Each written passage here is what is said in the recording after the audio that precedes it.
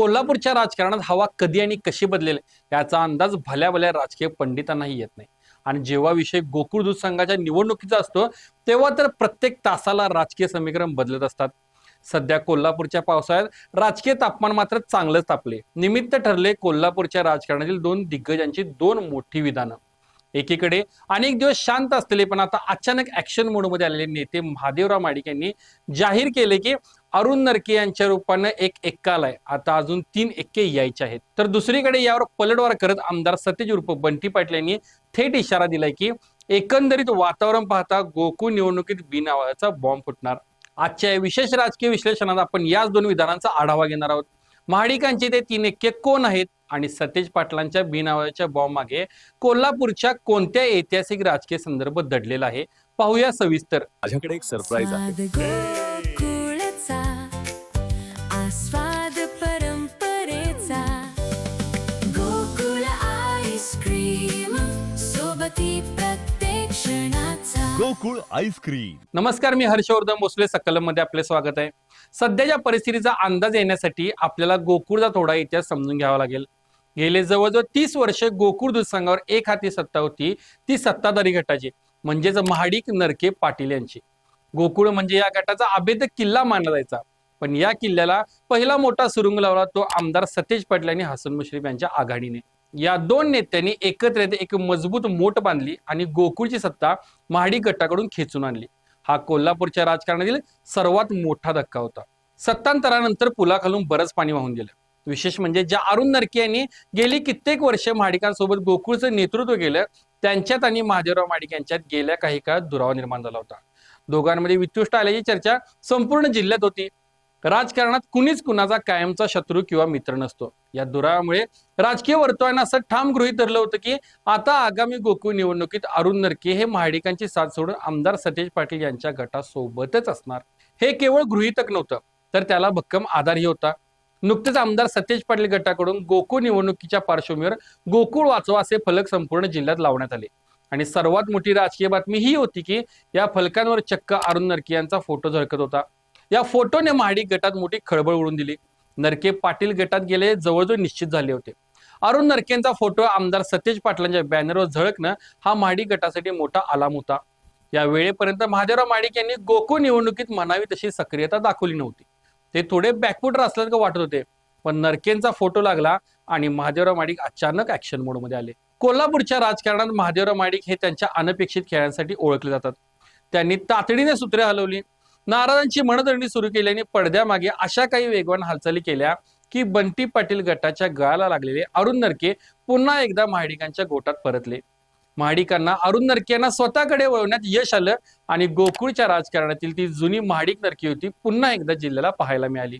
अरुण नरके यांना सोबत घेतल्यानंतर महादेवराव माडिक यांनी आत्मविश्वासातून मोठं विधान केलं. महाडिक म्हणाले, अरुण नरके यांच्या स्वरूपात आमच्याकडे एक एक्का आला आहे आणि थांबून राहा, अजून असे 3 एक्के यायचे बाकी आहेत. आता संपूर्ण जिल्ह्याला प्रश्न पडलाय की महाडिकांच्या पत्त्यांमधील हे 3 एक्के नेमके आहेत तरी कोण.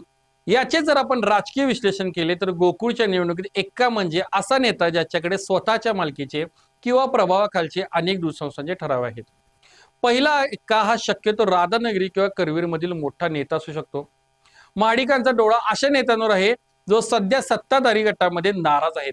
सत्तेत असूनही ज्यांना योग्य वाटा मिळालेला नाही अशा नेत्याशी महाडिक गटाने संपर्क वाढवण्याची शक्यता आहे. दुसरा एक्का असू शकतो तो म्हणजे विरोधकांमधील घटक पक्ष. सध्या अनेक अंतर्गत कुरबुरी सुरू असल्यामुळे काही नेते जाहीरपणे सतेज पाटलांसोबत असले तरी पडद्यामागून ते महाडिकांना ताकद देऊ शकतात.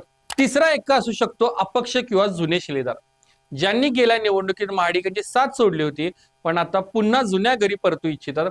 असे काही मातब्बर संचालक या 3 एक्क्यांमध्ये असू शकतात. महाडिकांचे हे विधान विरोधकांमध्ये संभ्रम निर्माण करण्यासाठी टाकलेली एक राजकीय गुगली सुद्धा असू शकते. आमचे लोक फुटतायत का हा संशय सत्ताधारी गटात निर्माण करणे ही या विधानामागची राजकीय रणनीती आहे. आता पाहूया सतेज पाटलांचा पलटवार, बिन आवाजाचा बॉम्ब. महाडिकांचा ऍक्शन मोड आणि त्यांचे विधान आल्यावर आमदार सतेज पाटील शांत बसलेले शक्यच नव्हतं. कोल्हापूरच्या राजकारणात सतेज पाटील हे अचूक टायमिंगसाठी ओळखले जातात. विशेष म्हणजे महाडिक ऍक्शन मोडवर आल्यानंतर आणि त्यांनी 3 एक्क्यांची भाषा केल्यानंतर सतेज पाटलांनी विधान केलं की एकंदरीत वातावरण पाहता गोकुळ निवडणुकीत बिन आवाजाचा बॉम्ब फुटणार. आता या विधानाचे विश्लेषण करणे अत्यंत गरजेचे आहे. सतेज पाटलांच्या या विधानाचे दोन मुख्य अर्थ निघतात. पहिला म्हणजे महायुतीमधील मतभेद. सतेज पाटलांनी थेट महायुतीमधील म्हणजेच भाजप, शिवसेना, राष्ट्रवादीमधील घटक पक्षांच्या अंतर्गत वादावर बोट ठेवला आहे. महायुतीमध्ये अनेक स्थानिक पातळीवर मतभेद आहेत. सतेज पाटलांच्या मते याच मतभेदांचा फायदा त्यांना मिळणार आहे. महायुतीतील नेत्यांकडे असलेल्या ठरावांपैकी अनेक ठराव हे समविचारी उमेदवारांना म्हणजे छुपेपणाने सतेज पाटील गटाला मिळतील. दुसरं म्हणजे क्रॉस वोटिंग. गोकुळच्या निवडणुकीत अनेकदा पक्षाच्या आदेशापेक्षा वैयक्तिक संबंध जास्त चालतात. सतेज पाटलांनी हे सूचित केले की महाडिकांकडे वरवर जे ठराव दिसत आहेत त्यातील अनेक ठरावधारक पडद्यामागून आमच्या संपर्कात आहेत आणि मतदानाच्या दिवशी ते आमच्या पारड्यात मत टाकतील. हाच तो बी नावाचा बॉम्ब असेल जो मतपेटीतून फुटेल. बी नावाचा बॉम्ब कोल्हापूरचा ऐतिहासिक राजकीय संदर्भ. पण मित्रांनो, आमदार सतेज पाटील यांनी वापरलेला बी नावाचा बॉम्ब हा शब्द काही योगायोग नाही. या एका विधानाला कोल्हापूरच्या राजकीय इतिहासात एक अत्यंत जबरदस्त आणि मोठं महत्व आहे. आजच्या पिढीला कदाचित तो प्रसंग आठवत नसेल, पण कोल्हापूरच्या राजकारणात हा बी नावाचा बॉम्ब एकदा आधीही फुटला आहे आणि तोही थेट महादेवराव महाडिक यांच्याच विरोधात. चला तर मग फ्लॅशबॅक मध्ये जाऊया. एक काळ असा होता जेव्हा कोल्हापूर महानगरपालिकेवर महादेवराव महाडिक यांची निर्विवाद आणि एक हाती सत्ता होती. महापालिकेवर महाडिकांचा शब्द म्हणजे काळ्या दगडावरची रेघ मानली जायची. अशा वेळी या बलाढ्य सत्तेला शह देण्यासाठी एक अत्यंत शांत पण मास्टरमाइंड रणनीती आखली गेली. सध्याचे नगरसेवक आदिल फरास यांचे वडील ज्येष्ठ राजकीय नेते बाबू फरास यांनी त्यावेळी एक अशक्यप्राय वाटणारी आघाडी उभी केली. बाबू फरास यांनी कोणतीही राजकीय आरडाओरड न करता अत्यंत गुप्तपणे नगरसेवकांशी संपर्क साधला, त्यांची मनधरणी केली आणि महाडिक गटातील नगरसेवकांना फोडून एकत्र आणलं. सर्वात विशेष गोष्ट म्हणजे महापालिकेतील ही एवढी मोठी राजकीय उलथापालथ होईपर्यंत खुद्द महादेवराव महाडिकांना याचा साधा सुगाव सुद्धा लागला नव्हता. थेट महापौर निवडणुकीच्या दिवशी हा बी नावाचा बॉम्ब फुटला. विरोधकांची सत्ता आली आणि महाडिकांना त्यांच्याच बालेकिल्ल्यात बाबू फरास यांनी जबरदस्त शह दिला. आमदार सतेज पाटील यांनी नेमक्या याच इतिहासाची आठवण करून दिली आहे. महाडिक जरी ऍक्शन मोड मध्ये आले असले आणि एक्के मोजत असले तरी आम्ही बाबू फरास यांच्यासारखी शांततापूर्ण पण इफेक्टिव्ह रणनीती आखली आहे हे सतेज पाटील यांना सांगायचे आहे. थोडक्यात सांगायचं तर एकीकडे अरुण नरकेंच्या घर वापसीने महादेवराव महाडिकांना नवी ऊर्जा दिली आहे. त्यांचे 3 एक्के जर खरोखरच पडद्यामागे तयार असतील तर सतेज पाटील गटाला निवडणुकीत मोठा संघर्ष करावा लागेल.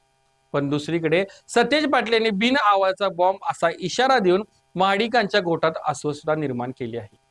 महायुतीमधील अंतर्गत कुरबुरी आणि बाबू फरास पॅटर्नची रणनीती वापरून पडद्यामागून ठरावधारक आपल्याकडे वळण्याची सतेज पाटलांची तयारी या निवडणुकीला अत्यंत रंगतदार बनवत आहे. कोल्हापूरचा दूध उत्पादक शेतकरी आणि ठरावधारक आता कोणाच्या बाजूने उभं राहणार? महाडिकांचे 3 एक्के चालणार की बंटी पाटलांचा बिनावाचा बॉम्ब गोकुळमध्ये राजकीय भूकंप घडवणार? हे पाहणं अत्यंत रंजक ठरणार आहे. तुम्हाला काय वाटतं? गोकुळच्या आघाड्यात कोण बाजी मारेल? तुमचे विचार खाली कमेंट बॉक्स मध्ये नक्की सांगा. व्हिडिओ आवडला असेल तर लाईक करा आणि जास्तीत जास्त शेअर करा. भेटूया पुढच्या व्हिडिओमध्ये लवकरच. धन्यवाद.